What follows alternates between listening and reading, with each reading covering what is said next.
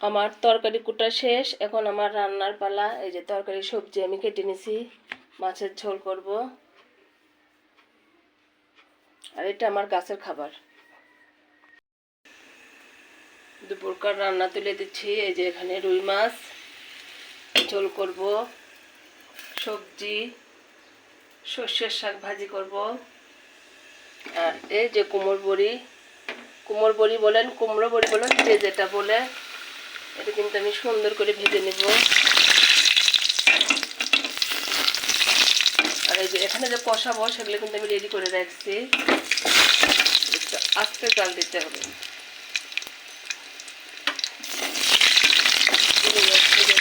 আমার একটু গরম বেশি হয়ে গেছে, ওই জন্য এরকম হচ্ছে।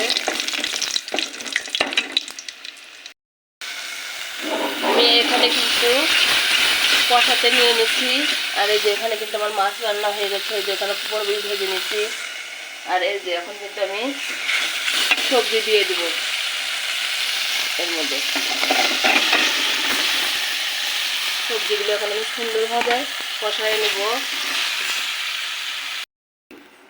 এখানে কিন্তু আমি তরকারি কষে নিচ্ছি, দেখুন সুন্দরভাবে। রুই মাছ ঝোল করবো, সেটার তরকারি। আমি কিন্তু শিকার জন্য রান্না দিই না কখনো।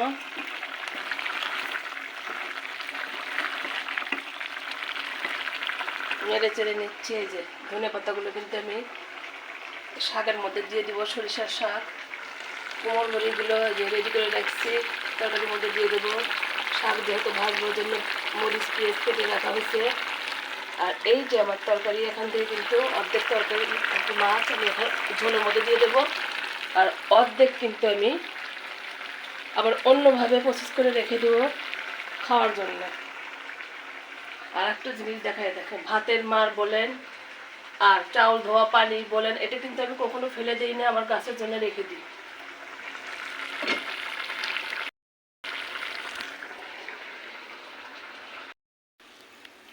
আমি কিন্তু অলরেডি আর কি পানি দিয়ে দিচ্ছি ঝোলের তরকারিতে।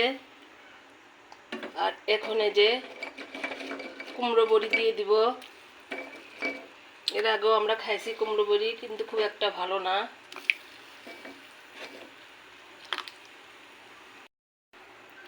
এখন আবার আমি এখান থেকে এই যে মাছ দিয়ে দেবো। দেখেন কিভাবে মাছ দিই ঝোলের তরকারি। এরকম কে কে দেন বলেন তো? বড় মাছ ভেঙে যাচ্ছে, মাথাটা আমি দিব না।